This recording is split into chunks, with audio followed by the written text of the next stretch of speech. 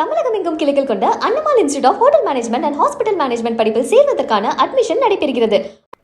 திமுக ஆட்சியில் நிறுத்தப்பட்ட திட்டங்களை அதிமுக ஆட்சிக்கு வந்ததும் மீண்டும் செயல்படுத்துவோம் என எதிர்க்கட்சித் தலைவர் எடப்பாடி பழனிசாமி உறுதியளித்தார். தமிழகத்தில் சுற்றுப்பயணம் மேற்கொண்டு வரும் அதிமுக பொதுச் செயலாளர் எடப்பாடி பழனிசாமி தொழிலாளர்கள், விவசாயிகளை சந்தித்து குறைகளை கேட்டறிந்து வருகிறார். அந்த வகையில் கோவை மாவட்டத்தில் பிரச்சார பயணம் மேற்கொண்டுள்ள எடப்பாடி பழனிசாமி பொள்ளாச்சியில் விவசாயிகளை சந்தித்து பேசினார். அப்போது விவசாயிகள் பலர் தங்களது குறைகளை எடுத்து கூறினர். அவர்களுக்கு பதிலளித்த எடப்பாடி பழனிசாமி அதிமுக ஆட்சியில் தொடங்கப்பட்ட பல திட்டங்கள் தற்போது நிறுத்தப்பட்டுள்ளதாகவும் அந்த திட்டங்கள் அதிமுக ஆட்சிக்கு வந்ததும் மீண்டும் செயல்படுத்துவோம் என்றும் உறுதியளித்தார். அந்த ஒரு இடத்துல மட்டும் ஒரு நாளைக்கு 1,35,000 லிட்டர் பால் உற்பத்தி பண்ணுறாங்க. அதை நாங்கள் ஆய்வு செஞ்சோம்.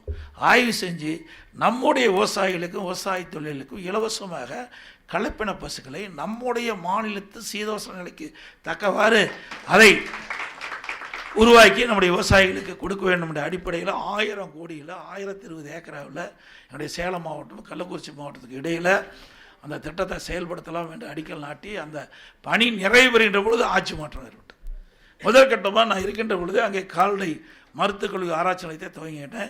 இன்ன வரைக்கும் நான் போராடி போனாண்டு தான் நாங்கள் கொண்டு வந்த திட்டத்தை திறந்து வச்சாங்க. ஆனால் அந்த ஆராய்ச்சி நிலையத்தில் மட்டும் வந்திருந்தா கலப்பின பசுக்களை உருவாக்கி நம்முடைய பசு ஒரு நாளைக்கு 15 லிட்டர் பால் தான் கிடைக்குது. இதே கலப்பின பசு வருகின்ற பொழுது சுமார் 40-45 லிட்டர் பால் நமக்கு கொடுக்கின்ற அளவிற்கு பசுவை உருவாக்கி விவசாயிகளுக்கு இலவசமாக கொடுக்குறோம். விவசாய தொழிலாளி கொடுக்கின்றமோ ரெட்டிப்பு வருமானம் கிடைக்கும். நீங்கள் 3 பசு வளர்ப்பதில் 1 பசு வளர்த்தா போதும். இன்னைக்கு 2 பசு வளர்த்தாவே விவசாய குடும்பத்திற்கு அந்த வருமானம் நமக்கு மாதம் நமக்கு கிடைச்சிட்ருக்கோம். இந்த பேசிக்கில் தான் இன்றைக்கி 1000 கோடியில் அவ்வளோ பெரிய திட்டத்தை கொண்டாந்து அழகான கட்டடம்லாம் காட்சி தான் அளிக்கிறத ஒழிய நான் நடைமுறைக்கு வரல.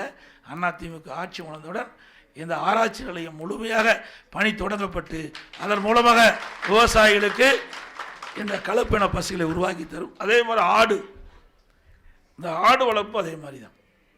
இன்றைக்கு நம்ம வளர்க்குற ஆடு ஒரு வருஷத்துக்கு 20 கிலோ தான் கிடைக்கும். ஆனால் ஆராய்ச்சி நிலையத்தின் மூலமாக அந்த கலப்பின ஆடுகளை உருவாக்கி விவசாயிகளுக்கு தருகின்ற பொழுது, விவசாயி தொழிலாக்கி தருகின்ற பொழுது ஒரு வருடத்திற்கு 40 கிலோ எடை கொண்ட ஆடாக கிடைக்கும். இதுவும் இலவசமாகத்தான் இதெல்லாம் கொடுப்பதற்கு இந்த அரசாங்கம் அதிமுக அரசாங்கம் இருக்கின்ற பொழுது கொடுத்தோம். அது மட்டும் இல்லை, இந்த கால்நடைகளுக்கு ஏற்படுகின்ற நோய் இதை விவசாயிகள் தெரிஞ்சுக்கணும். ஆடிட்டோரியம் அழகாக கட்டி வச்சுருக்கிறோம்.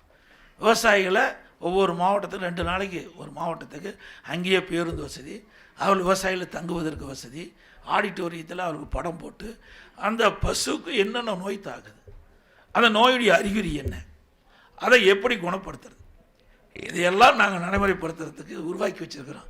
அந்த கால்நடை மருத்துவ கால்நடை பூங்காவில் அதோட கோழிக்கு என்ன நோய் வருது, இங்கெல்லாம் கோழி பண்ணை நிறைய வச்சுருக்கிறீங்க. அந்த கோழி என்னென்ன ரக கோழி எப்படி வளர்த்துறது, அதுக்கு என்ன நோய் தாக்கம், எவ்வளோ உற்பத்தி இருக்குது, இதெல்லாம் அந்த ஆராய்ச்சியில் கிடைக்கும். ஆடுகள், பன்றி, மீன், இதையெல்லாம் ஒரு பெரிய திட்டத்தை போட்டு நான் விவசாயி இருக்கிற காரணத்தினால விவசாயிகளுக்கு ரெட்டிப்பு வருமானம் கிடைக்குது. அது அவருடைய உபத்தொழில் கால்நடைகள். இதுக்குன்னு தனியாக போய் எதுவும் பண்ண வேண்டிய அவசியம் இல்லை. இந்த திட்டத்தெல்லாம் கொண்டு வந்து இந்த அரசாங்கம் அதை சரியாக முறையாக செயல்படுத்தலை, இதெல்லாம் முடக்கி வச்சிருக்கிறேன்.